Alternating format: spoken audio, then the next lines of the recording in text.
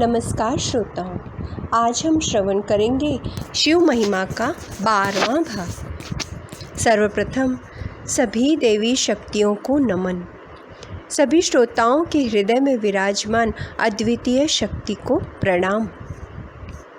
वक्रतुंड महाकाय सूर्यकोटि समप्रभ निर्विघ्नं कुरु मे देव सर्वकार्येषु सर्वदा। शान्ताकारं शिखरिशयनं नीलकण्ठं सुरेशं विश्वाधारं स्फटिकसदृशं शुभ्रवर्णं शुभांगं गौरीकान्तं त्रितयनयनं योगिभिर्ध्यानगम्यं वन्दे शम्भुभवभयहरं सर्वलोकैकनाथम्। ॐ नमः शिवाय, ॐ नमः शिवाय, ओम नमः शिवाय। कल की कथा भाग में हमने श्रवण किया, तारकासुर का आतंक बहुत बढ़ गया था। सभी देवता भयभीत हो गए थे। देवराज इंद्र ने अपना ऐरावत हाथी, खजाना, कुबेर ने अपनी अमूल्य निधि, वरुण ने अपने घोड़े, सभी ने अपना सब कुछ, अमूल्य रत्न, समुद्र ने अमूल्य रत्न, सब कुछ उसे दे दिया था। फिर भी उसका आतंक कम नहीं हुआ था। सभी भयभीत थे और देवताओं की अद्वितीय इच्छा थी, अद्वितीय उत्कंठा थी कि महादेव विवाह कर ले। देवताओं और पितरों का भाग भी लेकर उसने देवराज को स्वर्ग से निकाल दिया था, स्वर्ग पर आधिपत्य कर लिया। सभी देवता ब्रह्मा जी के पास गए। ब्रह्मदेव ने कहा, भगवान विष्णु तथा महादेव भी उसका वध नहीं कर सकते। दक्ष पुत्री सती का पुनर्जन्म हिमालय के यहाँ पार्वती के रूप में हुआ है। महादेव के साथ उनके विवाह कराने की चेष्टा करो, मैं स्वयं जाकर तारकासुर को समझाता हूँ। ब्रह्मदेव ने तारकासुर से स्वर्ग का अधिकार छोड़कर भूमंडल पर राज्य करने को कहा। तारकासुर ने तत्काल स्वर्ग का परित्याग कर दिया। सभी देवताओं ने भगवान शिव के मन में प्रेम उजागर करने के लिए कामदेव को भेजा। कामदेव ने वसंत का आधार लेकर भगवान शिव को मोहित करने का प्रयास किया। महादेव ने उसे भस्म कर दिया। कामदेव पत्नी रति करुण विलाप करने लगी। देवताओं ने उसे धैर्य बंधाया। सभी महादेव के पास गए और प्रार्थना की तथा तारकासुर के उत्पात का विवरण सुनाया। महादेव ने कहा, द्वापर युग में भगवान नारायण का कृष्णावतार होगा। रुक्मिणी के साथ विवाह होने पर कामदेव का उनके पुत्र के रूप में, प्रद्युम्न के रूप में जन्म होगा। शंबर नामक एक दानव आकर उसे चुरा ले जाएगा, समुद्र में जाकर फेंक देगा। रति का निवास शंबर नगर में होगा। तब तक रति का देह सुरक्षित रहेगा। महादेव ने कहा, देवताओं, कामदेव शीघ्र ही पुनर्जीवित हो जाएगा। ऐसा कहकर भगवान शिव अंतर्धान हो गए। माँ पार्वती जब कामदेव के भस्म होने पर अपने भवन पहुंची तो वो अत्यंत दुखी और व्याकुल थी। देवर्षि नारद तीनों लोकों का भ्रमण करते करते कहाँ पर पहुँचे? हिमवान के यहाँ। गिरिराज हिमालय ने उनका आदर सत्कार किया तथा अपनी पुत्री का शिव पूजन से लेकर कामदेव के भस्म होने तक सारा वृत्तांत बताया। देवर्षि ने उन्हें धैर्य बंधाकर शिव पूजन करने को, शिव आराधना करने को कहा तथा माँ पार्वती को एकांत में जाकर बताया, हे गिरिजा, बिना तप के किए भगवान शिव की तुमने सेवा की, इससे तुम्हें गर्व हो गया है। तुम्हारे गर्व को तोड़ने के लिए सदाशिव ने लीला की है। वो तुम्हारे नियोजित पति हो तो भी वो विरक्त महायोगी है। उन्हें प्राप्त करने के लिए तपश्चर्या करो। माँ पार्वती ने कहा, ऋषिवर, आप परोपकार परायण हो, कृपा कर शिव आराधना के लिए मुझे मंत्र प्रदान करें। देवर्षि नारद ने पंचाक्षरी मंत्र, शिव मंत्र नमः शिवाय का उन्हें विधि पूर्वक उपदेश दिया। कुछ ग्रंथों में षडाक्षरी मंत्र ओम नमः शिवाय का उल्लेख है और कहा, यह मंत्र सब मंत्रों का राजा है और सर्व मनोकामनाओं को पूर्ण करने वाला है। इसे विधि पूर्वक जपने से साक्षात महादेव के दर्शन होंगे। माँ पार्वती अपने माता पिता से आज्ञा लेने गई। पिता ने अत्यंत प्रसन्न हुए, पर माता के मन में तप करने के लिए अपनी पुत्री को वन में जाने की इच्छा नहीं थी। उन्होंने मना कर दिया, माँ, तप मत करो। माँ पार्वती ने प्रार्थना की, वस्त्र आभूषणों का परित्याग कर तपस्वी वेश में उसी स्थान पर पहुंची जहां भगवान शिव ने तप किया था। वहां पृथ्वी को शुद्ध करके वेदी बनाकर अपनी इंद्रियों को वश में करके तप आरंभ किया। गर्मी के दिनों में अपने चारों ओर अग्नि जलाकर बीच में बैठकर मंत्र का जप किया। वर्षा ऋतु में वर्षा की जलधारा में भीगती हुई मंत्र का जप करती रही। शीतकाल में निराहार रहकर शीतल जल में तप किया। इस तरह कठोर तप करते करते 3000 वर्ष बीत गए। सभी देवता ब्रह्मदेव को साथ लेकर विष्णु लोक वैकुंठ गए।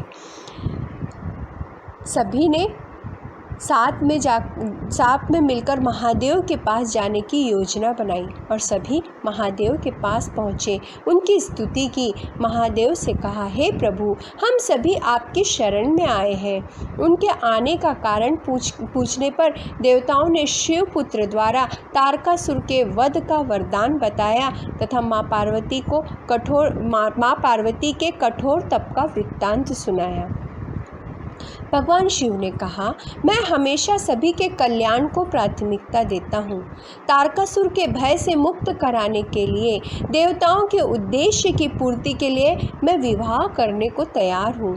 स्वीकृति मिलते ही सभी को अत्यंत आनंद हुआ। बहुत ही आनंदित हुए सभी। भगवान शिव ने माँ पार्वती की परीक्षा लेने के लिए सप्तर्षियों को भेजा।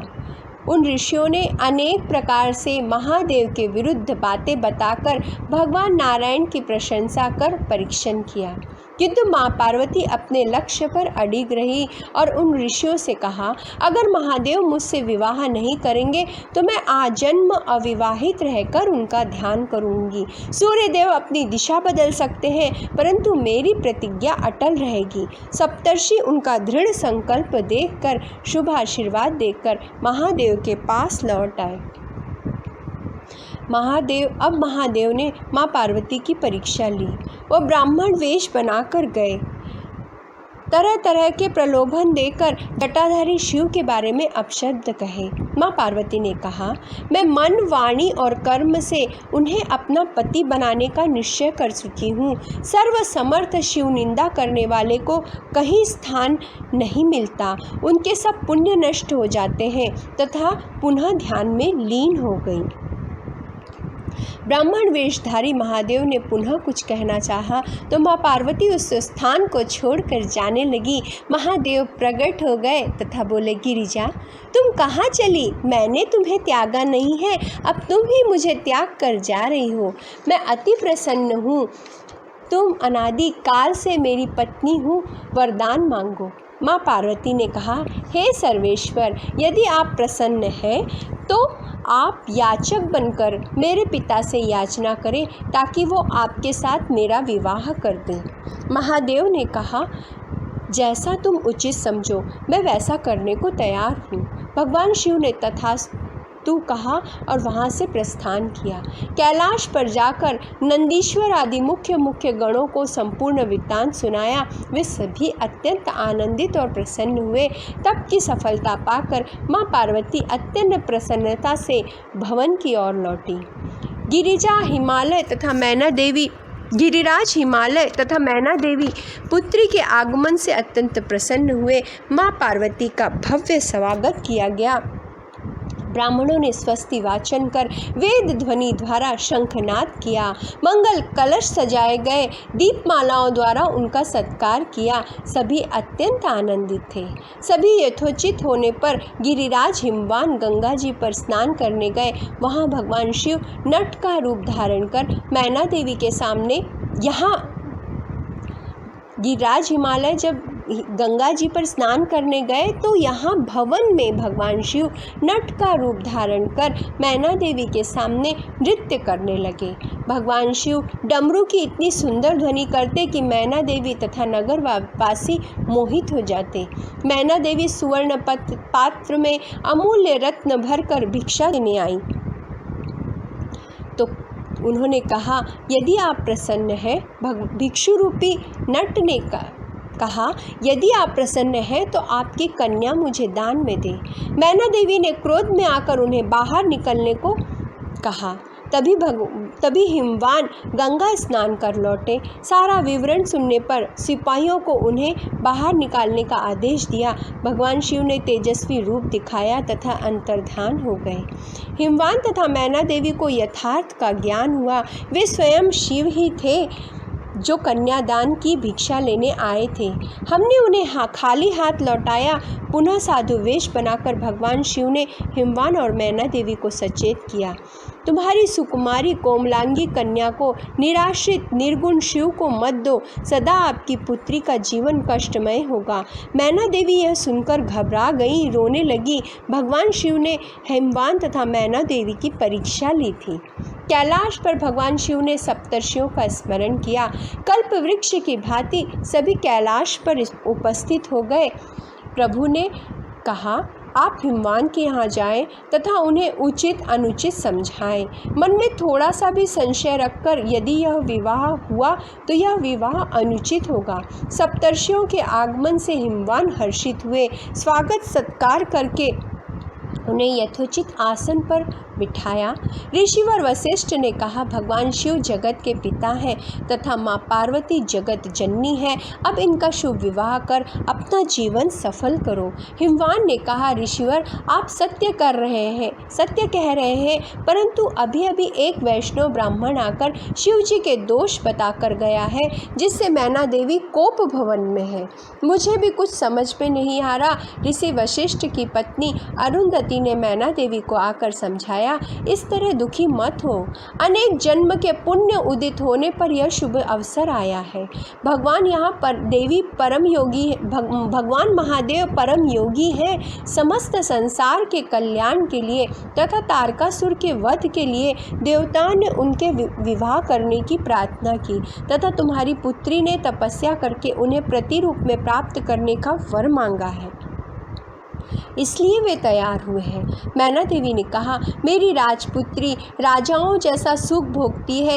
वहाँ धन वैभव ऐश्वर्य कुछ भी नहीं है।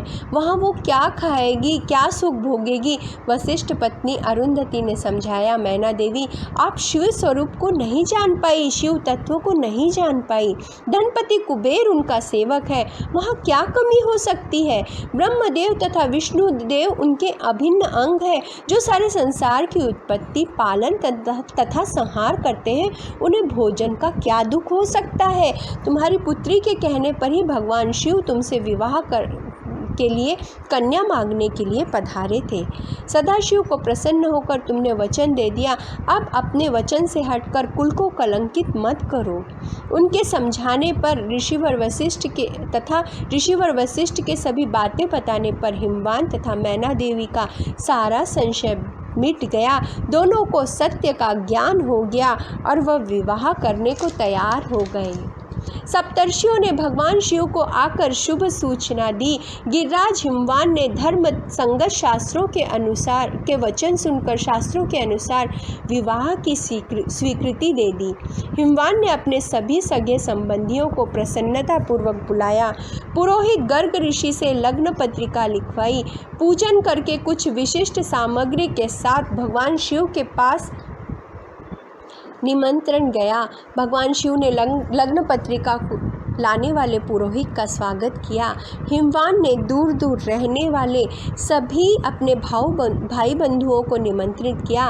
वस्तु आभूषण विविध रत्न अनेक प्रकार के पकवान मिठाइयाँ जाने लगे। सौभाग्यवती पर्वत नारियां मंगल गीत गाने लगी। माँ पार्वती श्रृंगार करने लगी। विवाह की विधियां संपन्न होने लगी। सभी पर्वत परिवार सहित हिमवान के यहाँ पर पधारे।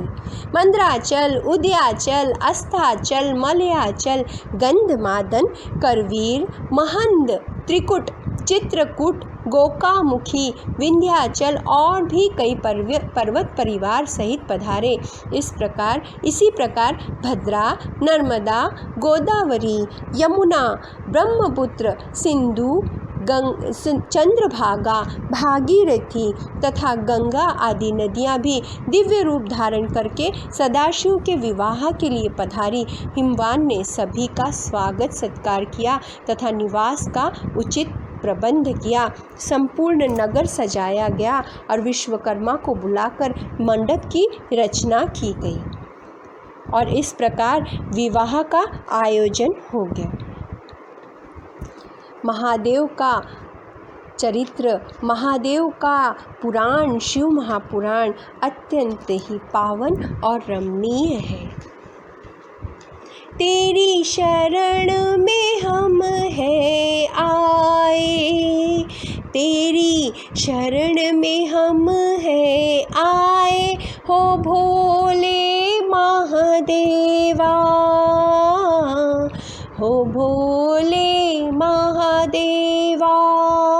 भस्म तन पे रमाए हो दूध चढ़ाए, दही शर्करा मधु घृत से स्नान कराए। हर भोला हर हर महादेव, हर भोला हर हर महादेव, हर भोला हर हर महादेव, हर भोला हर हर महादेव।